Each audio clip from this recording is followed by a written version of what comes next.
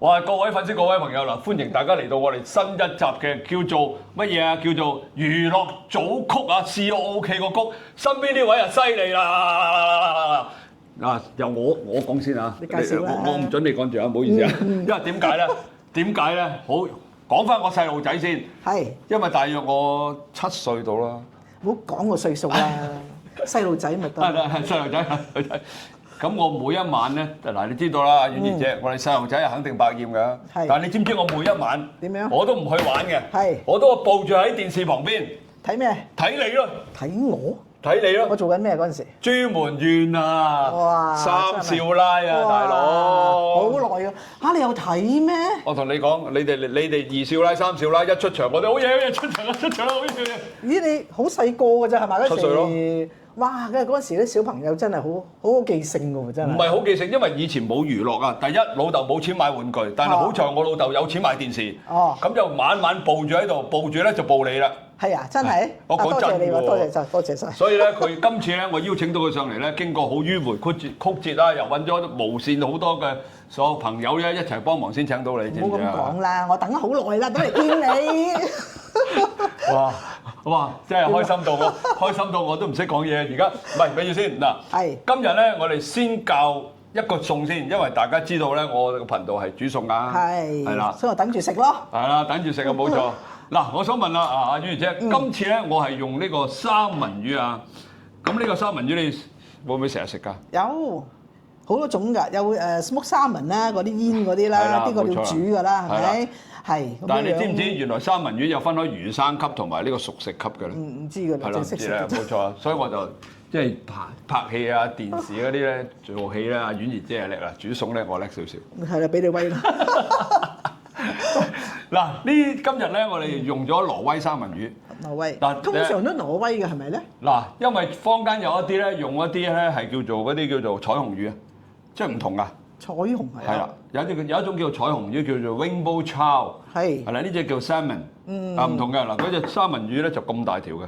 係。即係彩虹魚啫，咁細條，但係切出嚟咧係差唔多樣嘅。所以我哋睇個橫切面，個橫切面咧我哋點睇咧？如果我哋睇到越粉紅色咧，嗱大家睇下呢個粉紅色。係嘛？越粉紅色咧就越新鮮。如果唔新鮮咩色咧？會微好似有層白色嘅霧喺面嘅。哦，咁樣。係啦，咁啊，我哋好多時買餸嘅時候，大家就要知道啦。呢個係一條三文魚嘅橫切面，即係佢一條魚咁。咁我哋盡量揀個腩位。嗱，你見到佢呢個尾係咪好長㗎？係。嗱，因為點解咧？盡量揀個腩位嘅時候咧，所以佢呢兩條，即係佢咁樣切出嚟㗎嘛。一條魚咁啊嘛。咁你越長咧，即係佢越係近佢嗰個腩位，越中間位嗰度就越近。兩邊位咧出嚟咧就鞋啲嘅。哦。係啦，就係咁分嘅。即係學問嚟㗎嚇。係啊，家下我特登都拋少少書包先啦。唔係俾你啲光撐住我唔掂啊嘛，大佬。係啊，唔好咁講啦，你有你個光啫嘛，你煮嘢光啊嘛，仲犀利啲火咁樣。OK 嗱。咁今次咧，我呢個做法咧係以前我做酒店嗰陣時做嘅，即係你去酒店食自助餐啦，係嘛？好多時咧，我哋就會出一啲喺嗰啲揭開個盤咧，佢有一個兜咧，裏邊放咗啲石子打開裏邊咧就有啲食物嘅。係。咁呢個咧我就用翻以前酒店做自助餐嘅方法去做，喺屋企做好方便嘅。哦。係啦，呢個咧隨時可以學到㗎。嗱，材料好簡單嘅，因為我教開人煮餸咧，咁啊通常係用啲最簡單，屋企亦都好方便。洋葱絲。紫洋葱絲。同埋呢個咧甜紅椒，咁我特登切咗佢一個菱形咁咧，就比較靚仔少少嘅。一定兩樣都要一齊嘅。其實第一我哋考慮到咧，佢嘅顏色會靚啲啦，唔同色係嘛？個味道係有分別係嘛？其實洋葱咧配呢個海鮮咧係好香嘅陣味，因為洋葱其實生嘅時候佢就辣啦，熟咗時候佢就帶甜嘅。咁所以咧海鮮咧就好適宜係用一啲呢啲洋葱啊，同埋仲有係。呢個係檸檬啦，檸檬啊劈咗陣腥味啦。百里香咧，因為做西餐嚟講咧，我哋通常會落香草嘅，好香嘅。你睇下百里香，睇你聞。百里香啊，真係。叫做百里香。百里聞到啊。係啦，因為佢百里香咧，我哋通常係會用新鮮嘅。你出邊超級市場咪有啲乾嘅？嗰啲就麻麻地啊。係。因為本身個香味唔夠啊。即效果冇咁好。呢啲咁樣落2條3條咧，就香噴噴嘅啦。乾嗰啲咧，你落好多落，同埋滲到成條，或者你啲食物咧冚唪唥黐滿晒。呢啲咧抌2條、2、3條落去，然之後咧食嘅時候咧，你唔會黐住喺啲食物度。哦，咁樣。係啦，好過癮啦，係嘛？好啦，我哋嚟咯喎。好奇嚟咯喎。首先係咪要醃下佢㗎？係啦，嗱，我哋一般魚咧就唔使點醃嘅，譬如肉類咧，我哋可能落好多嘢啊，蒜啊、葱啊、薑啊，嗱一堆嘢。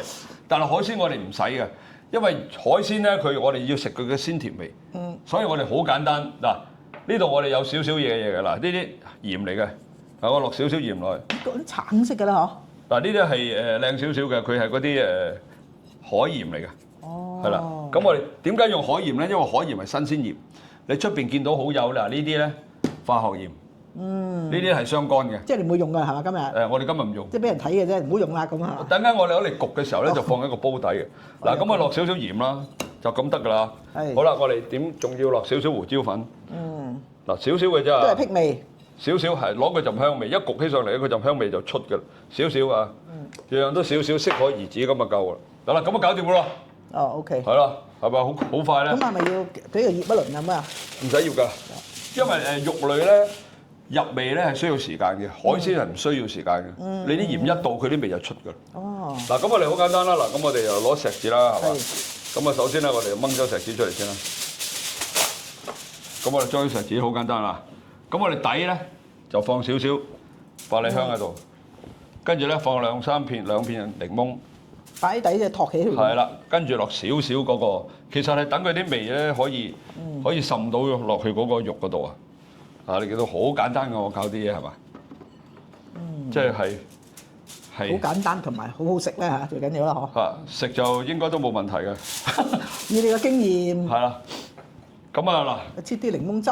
係啦，咁我哋有啲檸檬汁啊，係喎，好犀利！我都爭啲唔記得咗，我緊張一陣啊，同你拍嘢，你知唔知啊？因為我見到黃色咁喺度，唔知乜啊嘛。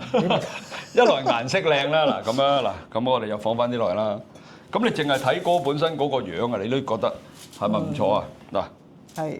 嗱，咁樣成紮菜喺度圍住佢，嗱，跟住再放翻啲底面啦。你睇，哇！底面都放啲嘅。你咪淨係樣你都殺食啦。即係我哋煮餸咧，有時就係講究3樣嘢嘅，色香味，顏色靚仔啊！你唔使講啦，你啲香草料又香啦，跟住味道我哋其實盡量係攞翻嗰個肉類嘅原味就得啦。嗱，我攞多張紙啊，因為我驚佢穿。其實西餐係咪簡單嘅中菜咧？其實準備嘅嘢你可以做到好複雜。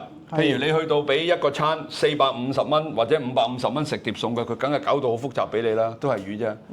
但係其實食嘢喺我嘅角度嚟講咧，越係簡單越係方便就得㗎啦，就咁啫嘛嗱。咁跟住我哋就封住佢，咁得㗎啦嗱。咁樣將佢呢度放翻落個底度嗱。咁其實好快嘅咋嗬？嗱，真係係嘛？係咯。咁好啦，咁啊到呢邊咯嗱，我哋呢邊咧嗱，我就喺你後邊經過先，咁啊呢度有個煲啊，咁啊首先咧就呢啲係粗鹽，我哋唔用呢啲嘅，咁啊但係咧我哋要焗佢啊嘛，咁如果屋企有焗爐嘅，就可以放喺焗爐裏邊焗，如果你冇焗爐嘅，咁唔係有個個都有㗎，咁你就用呢個方法，放少少鹽喺個底度，即係唔好乾燒嗰個煲啊，即係鋪一陣面鋪少少嘅啫，好平㗎呢度。咁啊，將嗰個三文放落去，咁我哋咧就開咗爐啦。第一個爐聽唔聽話先？係聽話啦。咁我哋呢個爐睇翻你視乎你本身屋企嗰個爐嘅溫度咯。係嘛？咁我哋呢度而家開個8度，呢個蓋啦喂，喺度。嗱，咁我哋開咗蓋之後，咁我哋冚住個蓋，咁樣焗佢。嗱，因為咧每一個屋企嘅爐嘅溫度都有分別嘅。係啊。咁所以咧，我哋而家大約呢個試佢就8分鐘。咁8分鐘之後咧，我哋就攞翻出嚟就可以開嚟睇下佢熟唔熟啦。哦，即係唔好太耐嘅情形係嘛？唔使太耐，唔使太耐。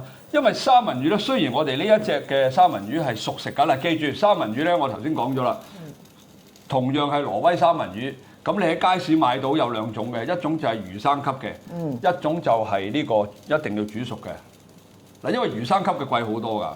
同樣咧，三文魚其實係佢嗰個處理嘅過程啊，因為佢嗰啲街市買嗰啲咧，佢攞翻嚟之後就咁劈喺個雪櫃，個溫度都唔知啱唔啱，跟住咧佢就攞嚟賣㗎。魚生級就要求好高嘅，所以大家要留意啦。我想問下你嗰係咪有好多嗰啲咩細菌啊、寄生蟲什麼嗰啲？其實嗱，你唔好即係容許我直講啊。係咯。其實三文魚好多。我哋聽人講過最咁諗下。多魚生嘅細菌就係三文魚。哦。不過，我哋人體身體咧有免疫能力嘅。係啦，如果你食魚生嘅時候，首先你去一間合標準嘅餐廳或者酒店去食啦。咁另外嘅話，咁你唔好食太多啊！你唔好一次過食30塊。有啲人食自助餐咁食佢30塊啊，驚蝕底啊嘛！咁咧就大鑊啦，咁就舐嘢啦啊！食所有嘢咧過量咧都唔好嘅，即係講説話咧，好似我講得多都會出事㗎。啊，係啊，得罪人啊嘛，幾啱聽啊！到而家我都覺得係，唔好食30塊。係啦，咁啦，好啦，咁我哋而家咧就等佢8分鐘，我哋就轉頭就再嚟睇啦，好嘛？好啊，好啊，好，8分鐘後啊，OK。轉頭見，各位粉絲、各位朋友，我叫做香港祖哥，我係一個 YouTuber。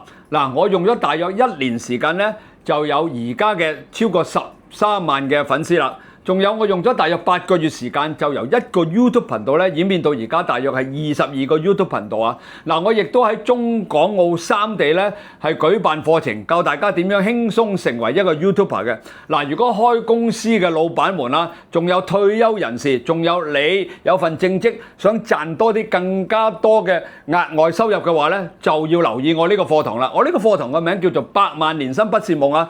而我協助佢推佢成為 YouTuber，我啲學生咧已經個個都達到呢個夢想㗎啦。咁好啦，你7月28有免費嘅 Zoom 嘅試堂，你哋記住千祈唔好錯過呢次機會，因為真真正正能夠令到你得100萬年薪不是夢嘅咧，就只有呢一個課程嘅啫。啊，仲有好多嘅 YouTube 流量密碼咧，我亦都會喺試堂同埋真正嘅課堂裏邊咧講俾大家聽。只要你懂得 YouTube你嘅流量密碼嘅話咧，你就肯定好簡單咁，又快又方便咁能夠成為 YouTuber。嗱，喺我嘅合作嘅學生裏邊咧，最快嗰個係4日嘅啫，最耐嗰個咧亦都唔會超過1個半月咧，就會成為 YouTuber 㗎啦。當然啦，成為咗 YouTuber 之後咧，你可以有線上嘅收益、線下嘅收益，好多公司嘅合作啊，好似我咁樣啊，甚至乎我去旅行啊、整牙啊、眼鏡啊呢啲，我全部都係免費嘅。嗱，想得到咁好嘅福利，仲有額外能夠賺到更加多嘅錢嘅你呢，就千祈唔好錯過我呢個課程啦。嗱，不如咁啦，大家去你7月28免費試堂參加咗先，聽下我所講乜嘢，咁你哋呢就會開拓你真真正正嘅賺錢之路啦，好嘛？嗱，你7月28免費 Zoom 試堂啊！可以揾小助手報名，我會將啲資訊咧寫咗喺呢啲附近嗰度，大家記住揾小助手報名。你7月28免費試堂，多謝大家。好啦，嗱，阿婉兒姐，咁啊，我哋揾個，哇，你好似急不及待。梗係啦，真係識唔切啦。好啦，嗱，呢個全部俾晒你啦，嗱，你試下。睇下先。你用刀叉就得。呢個檸檬我可以。你可以撥開嘅。不如我幫你啦，係我啲咁 gentleman 嗰啲真係冇辦法。你咁專業啊，嗬？真係。嗱，呢啲少少啦，好嘛？冇啦。唔怕，少少，唔怕。試一試下，急不及待。嗱，我建議咧，你落少少洋葱。搭少少洋葱落去，係啦，因為洋葱咧配咗落去咧，佢有陣鮮甜味。唔腥喎，真係。唔腥㗎，唉，真係，如果腥就敗北啦，但係你明唔明啊？啊，點啊？好味，得唔得？得，好得啊！喂，咁少嘅，整多幾件俾我好啊？可唔可以打包㗎？嗱。呢種做法咧，我哋其實5星級酒店裏邊咧，嗰個自助餐好多時用嘅，但係好少就會用單點嘅，因為我哋咧好多時咧就會攞嚟做呢個做法咧，就攞嚟焗啲海鮮嘅。哦。但係如果你焗肉就唔得㗎啦，因為焗肉嘅時間你好難掌控㗎。咁因為我哋而家用我哋做海鮮嘅話咧，8分鐘到就乜都夠啊！你喺屋企都可以照做啊嘛，係嘛？咁但係可唔可以整咗俾我啦？我拎翻去屋企自己焗咁啊！哦，咁梗得啦，都得喎，係啊，呢個世界冇唔得㗎，錢嘅問題啫，婉兒姐。講笑啫。咁現實㗎你？講笑啫。喂，得唔得嗱？呢啲係普通，我呢個買咗45蚊。又唔係喎。唔會㗎，係嘛？係真係唔會㗎。又入味喎。雖然係熟晒，但係又唔會好鞋嘅，因為呢個做法點解咧？你有檸檬啊，檸檬佢有檸檬酸啊。咁佢個酸度咧落咗落嗰個魚嗰度咧，第一除咗劈咗腥味之外咧，就會令到佢啲肉咧微微咁鬆軟嘅，係嘛？係咪點啊？好食。如果你10分，你俾幾多分我啊？12分。唔係，咁我食緊有冇引我笑？我要揾多啲你嚟去我頻道都好喎，成日都讚我嘅，都冇咩。我真係唔係咁多啊，食肥我啊，我減緊肥啊。喂，好啦，我哋不如嗱，你一路食啦啊，咁我哋就開始咧，因為我有好多問題想問你喎。我食緊嘢嘅喎。嚇？你使唔使你食完先啊？咁啊，睇下你答咩先。好啦，咁我哋不如咧嗱，我哋就時間嘅關係咧，我哋就開始咧就問問題啦，好嘛？好啊。好啦，咁啊，你唔好介意咯喎，等陣先再繼續食啦。梗係啦，冚住佢先。冚住佢先，我等幫你翻熱佢啦嚇。翻熱都冇問題嘅。冇問題嘅，冇問題嘅。OK。好，咁我哋鏡頭轉頭再嚟，就輪到訪問阿婉兒姐啦。哇！各位朋友，呢一集咧一定非常精彩㗎啦，因為有一啲關於玄學上嘅問題咧，我請咗天師師傅嚟幫大家解答啊，因為我自己都好感興趣嘅喎。你好啊，天師師傅。你好啊，多謝阿婉兒姐。我冇讀錯名嚇，天師師傅。冇讀錯，係啊。嗱，咁樣嘅，咁其實係我想問㗎嚇，我真係好想知道，因為我做娛樂圈你知㗎啦。係啊。咁咧，我就想問下關於借運嘅。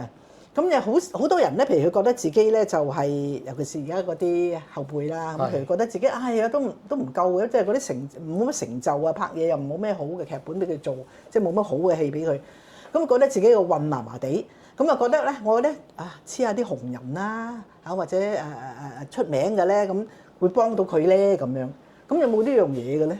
其實咧就我哋或者唔係叫做借運咯，咁你諗下，你借係咪要還先？咁你借咗要還翻個運俾人喎，咁得唔得先？係咪先？嗱，其實咧，每一個人嚟講嘅運咧，其實係有起伏嘅。一生之中嚟講，可能出世嘅時候好好啦，可能喺中段時間又唔好，但係老年嘅時間又好喎咁樣。咁你講到借運呢個問題嚟講咧，就係話，如果你真係覺得自己個運勢係麻麻地嘅咁樣，咁其實有幾樣嘢咧，就或者可以咧建議俾大家嘅。嗱，當然啦，我哋見到娛樂圈嚟講好多紅人噶嘛。係咪先？係啊。咁你諗下嚟講，如果我同阿周潤發拍到戲嘅咁，佢已經係即係叫做好收得㗎啦，一定好多人睇㗎啦，一定好多人睇。咁起碼我撚住佢，都人都睇埋我嘛，係咪先？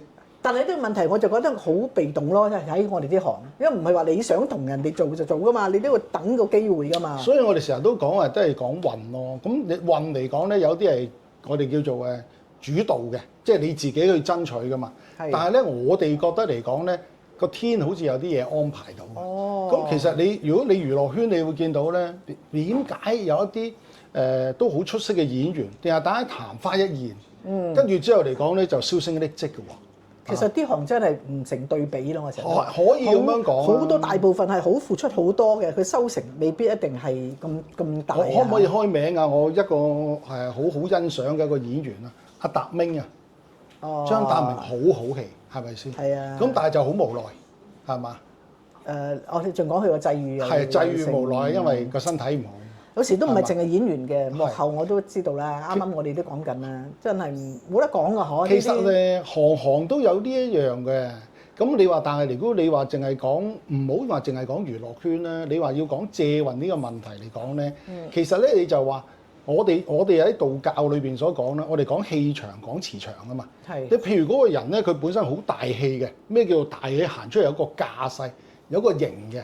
咁可能佢個本身嘅紫微盤嚟講呢個格局已經係好高嘅。咁如果你能夠同佢喺埋一齊去合作嘅時候嚟講，可能連自己都大起咗噶嘛。嗱，好似阿祖哥咁啊，好有大氣嘅。咁我哋依家黐咗埋去，咁我哋依家嚟講，咁咪好好咯。行運啊，行一半啦，行運祖哥，起碼有三文魚食先啦，係嘛？咁啊係。嗱，呢樣嘢係始終其一啦。嗱，另外一樣嘢嚟講咧，同家居嘅風水都有啲關係，同埋個地運有啲關係嘅。嗱，一個問題啦，嗱，你講起風水呢樣嘢，咁會唔會成日都講你行緊運，你就自然揾到個好風水嘅住又好啊，做嘢好咁樣咧？首先嚟講咧，如果行緊運咧，應該係揾到一個好嘅風水師先。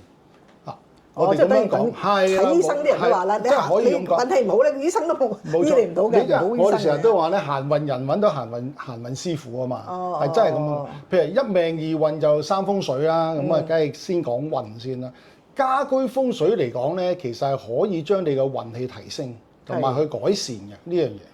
係咁你又嗱有佢賭你個彩數咁樣都個好風水師咯。呢樣嘢就真係好重要啦，咁樣就係嘛？咁啊，我哋普通人，我哋又唔係識呢一樣嘢，我哋點揾咧？真係又係講你好冇運氣咯喎。咁啊，睇下你有冇運氣睇到我哋嘅頻道啦。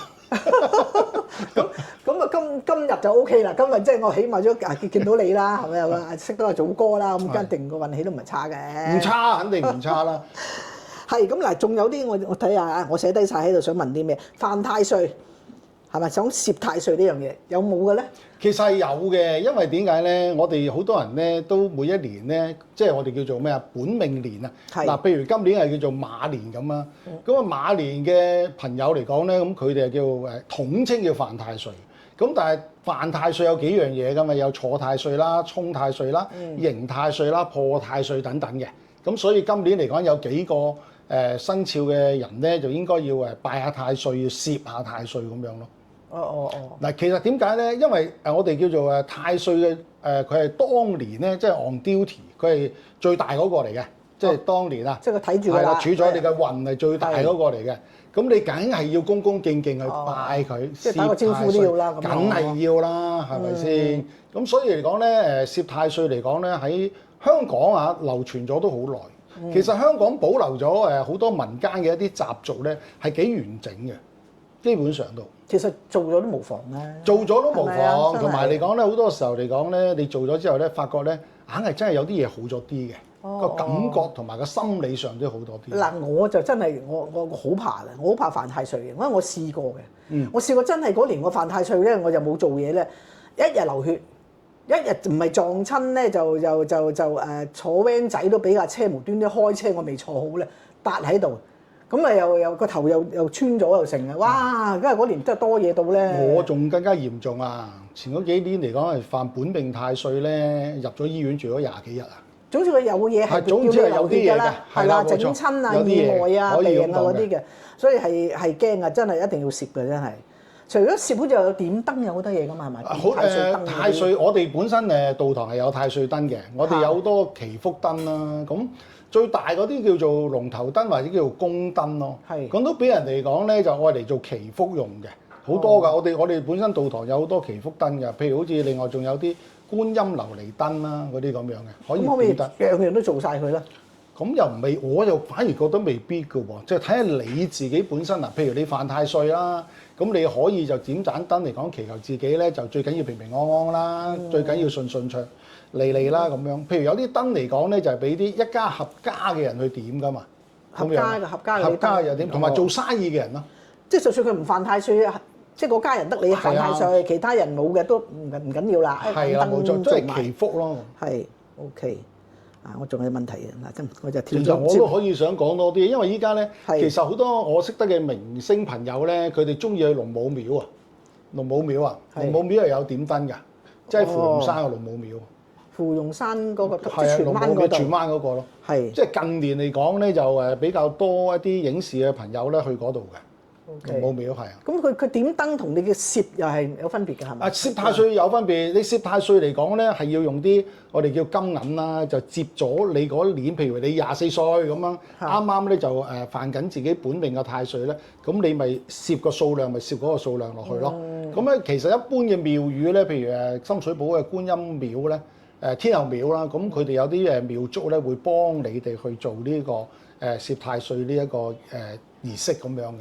OK， 好啊！講起呢幾樣嘢，我又諗一樣橫財嘅問題。橫財，人因為有時咧正財你就付出幾多就都希望即係當然係一份工咁樣啦。橫財係咪一個有命嘅咧？其實咧真係有命嘅。咁如果紫微斗數盤嚟講咧，如果你嘅橫財命睇兩個宮位，一個就係夫妻宮，一個叫遷移宮先啦。咁但係咧好多人咧一般咧係對財呢個觀念咧未必話分得好清楚。譬如話咩叫正財，咩叫做橫財，咩叫做偏財，係嘛？咁有啲人咧就未必知道啊，諗住樣嘢都係嗱，可以正財咧，我哋一般嚟講叫打工仔。係啦。咁啊受薪嗰啲嘅咁樣打工仔叫正財啦。偏財咧其實係做生意嘅。但係好啲做生意偏財有好多人咧就將佢變咗偏門嘅財，即係偏門你知道啦，可能係啲黃賭毒嗰啲叫偏本啊嘛。但係生意都有唔同㗎嘛，種類㗎嘛。係啊，唔同嘅。咁咧，另外你橫財嗰啲咩橫財啊，中六合彩啊，賽馬贏到嗰啲真係天降橫財，嗰啲叫橫財啦，係啦。咁嗰啲真係講命啦。真係講命啦，真係講命呢啲。OK。咦？你哋我就突然間諗一樣嘢啦。你哋講咁多玄學上嘅嘢，咁風水師，咁你應該可以幫到自己好多㗎咯喎。風水師嚟講，最靚嘅風水喺心中，自己嘅心中嘅風水係最好嘅。咁啊，風水師嚟講咧，當然可以幫到自己啦，因為你自己喺呢一方面比較嚟講professional 啲，即係專業啲啦。咁你將譬如好似你自己嘅寫字樓啦，或者家居啊咁樣，都會有呢一啲風水嘅設置啊，或者去擺放。去化煞啦，或者去旺少少啦。咁其實嚟講，我哋以往咧，古人咧成日都講一句嘅，佢話：如果你運唔好咧，你就做風水啦咁樣啊。即係你自己運氣唔好，你做風水。冇錯啊，因為點解咧？你識得幫自己啊。係啦，你識得風水之後嚟講咧，就可以改善。哇！咁咪個個風水師都發到咩咁咯？你見到我哋依家香港嗰幾個四大天王咁你睇下佢哋唔係話好發，係發得好緊要咁啫嚇。好緊要係就係好犀利㗎啦嘛。唔係咁我自己覺得係咁樣啊，因為社會環境又唔同咗啦。咁可能以往嘅風水師其實我哋係分開兩派嘅，即係可以大致上咁樣。一個咧就叫書房派，一個叫江湖派。咁書房派嗰啲嚟講咧，佢哋又中意係研究。喺研究方面，譬如可能喺風水啊、術數方面咧寫好多文章，但係未必咧會幫人去睇嘅。咁啊嗱，江湖派可能比較俗啲啊，大家唔好介意啦咁。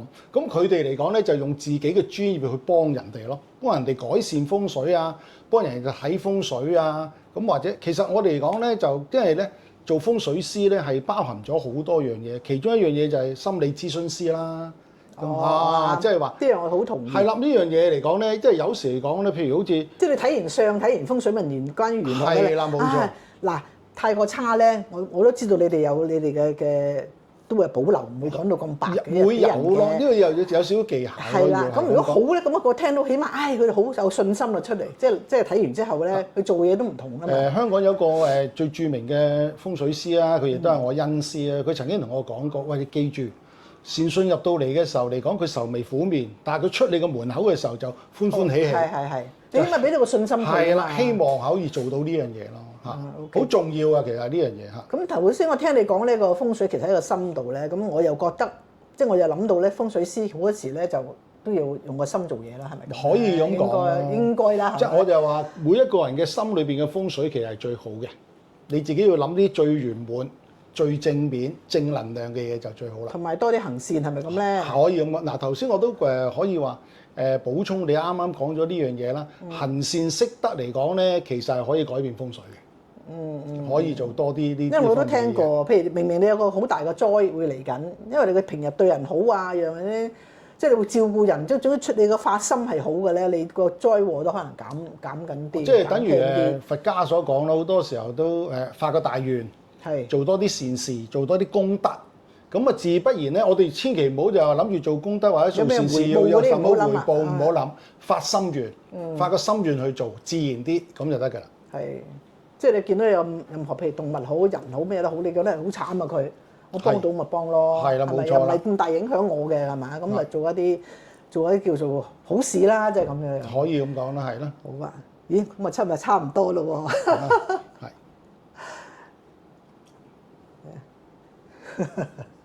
我哋聽下導演吩咐 ，OK 㗎，導演係嘛啊 ？OK，好啊，咁啊多謝你啊，天師師傅，多謝晒婉儀姐，多謝晒。咁啊希望下次咧唔係好耐又會再見到你㗎，好啊，因為我翻到屋企可能我諗下有好多嘢問㗎啦。多謝晒，多謝，拜拜，多謝大家，拜拜，下次見。